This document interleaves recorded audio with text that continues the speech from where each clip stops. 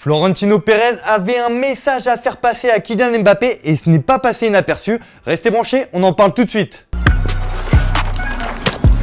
Foot.fr, fournisseur officiel de football.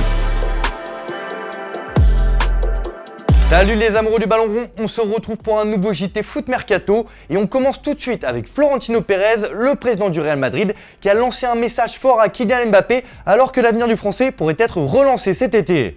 Samedi soir, le Real Madrid a ajouté une nouvelle ligne à son palmarès en remportant la Coupe du Roi face à Osasuna. L'occasion pour Florentino Pérez de sortir du bois et de défendre Vinicius Junior qui enchaîne les polémiques avec les arbitres. Et comme souvent, le président madrilène a choisi ses mots pour faire passer ses messages, et notamment à Kylian Mbappé. Vinicius Junior est le meilleur joueur du monde à son poste. Nous devons défendre les joueurs qui produisent quelque chose de spécial comme lui. Mais comme le révèle Defensa Central, site spécialisé sur l'actualité du Real Madrid, cette sortie n'était pas anodine et n'avait pas uniquement pour but de réclamer un traitement plus juste pour le Brésilien. En mettant en avant Vinicius Junior de la sorte, Pérez en a profité pour faire savoir à Mbappé que le Real Madrid n'avait pas forcément besoin de lui, puisqu'il avait déjà aussi bien, voire mieux, à son poste. C'est en tout cas comme ça que l'interprètent les médias espagnols, ce qui va dans la nouvelle stratégie du Real Madrid après les événements de l'été dernier, ne pas se mettre à genoux devant Mbappé.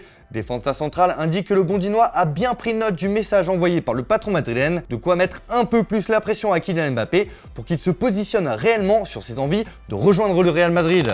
On passe au focus du jour et Manchester City va opérer de grands changements cet été. Depuis quelques années, le Manchester City de Pep Guardiola se renforce par petites touches, mais le prochain mercato estival pourrait être animé, notamment dans le sens des départs. En fin de contrat avec les Sky Blues, Ilkay Gundogan est ardemment courtisé par le FC Barcelone. Le club catalan en a fait une piste prioritaire pour renforcer son milieu de terrain.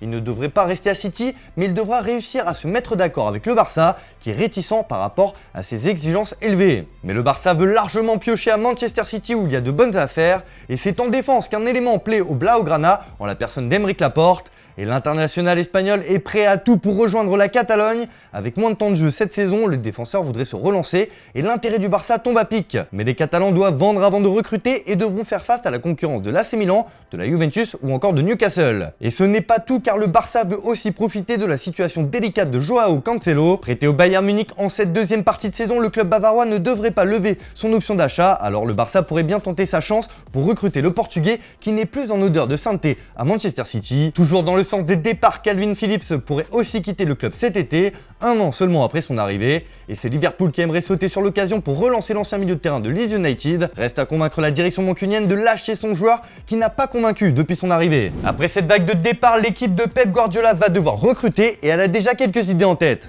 Déjà, selon nos informations, Issa Kabore va revenir à Manchester City après son prêt à l'Olympique de Marseille. Le club phocéen n'a pas les moyens de lever l'option d'achat de 20 millions d'euros, alors il aura peut-être un coup à jouer la saison prochaine avec City. Mais en défense, selon nos informations, les pensionnaires de l'Etihad Stadium ont dans leur viseur la sensation Alex Moreno, qui se révèle avec Aston Villa cette année.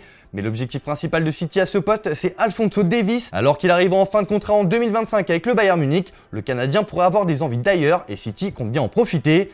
Mais il faudra faire face à la concurrence du Real Madrid qui veut aussi s'attacher les services de l'explosif latéral gauche. Au milieu également, City veut se renforcer et veut piocher chez un concurrent direct, Chelsea. Et c'est Mateo Kovacic qui est dans le viseur. Chelsea doit dégraisser cet été et City est prêt à passer à l'action pour prendre Kovacic qui pourrait être le remplaçant de Gundogan ou Calvin Phillips. Sous contrat jusqu'en juin 2024, il faudra débourser 30 millions d'euros pour s'offrir le Croate de 28 ans. Question du jour pour vous les amis, quelle doit être la priorité de Manchester City sur le mercato? Vous nous dites tout dans les commentaires et on en reparle dès demain. Hier, Dimitri vous demandait si Ousmane Dembélé devait quitter le Barça pour le Bayern Munich. Eh bien, vous n'êtes pas d'accord, l'international français doit rester en Catalogne car Xavi compte sur lui. On passe à l'actu du jour les amis et incroyable rebondissement dans l'affaire Lionel Messi au PSG. Suspendu après l'histoire autour de son voyage polémique en Arabie Saoudite, Lionel Messi a été au cœur de l'actualité sportive au cours des derniers jours. Malgré ses excuses publiques, l'attaquant argentin n'a pas participé à la rencontre face à Troyes hier soir gagnée par les Parisiens. Mais surprise ce matin, le PSG a annoncé sur ses réseaux sociaux que le septuple Ballon d'Or était de retour à l'entraînement alors qu'à la base il était suspendu pendant 2 semaines. Et selon les informations du Parisien, les excuses prononcées par l'ancien Barcelonais ont satisfait la direction parisienne qui a décidé de réduire sa suspension. L'attaquant s'entraîne actuellement seul étant donné que le reste de l'équipe est en repos après sa victoire d'hier soir. Mais il devrait participer normalement à la prochaine séance collective prévue ce mardi. Il pourrait même être disponible dès samedi contre Ajaccio. En interne, l'incident est clos et cela pourrait rebattre les cartes pour l'avenir de la Pulga, toujours en fin de contrat à l'issue de la saison. On se quitte avec l'image du jour les amis et on a assisté à un beau moment entre Declan Rice et un jeune supporter de West Ham. Le milieu de terrain a donné son maillot et c'est la grande classe. Allez, on se retrouve dès demain pour un nouveau JT Foot Mercato. And I burnt my shoulder as well, so you can have that. Thank you. Good boy. Love you, mate.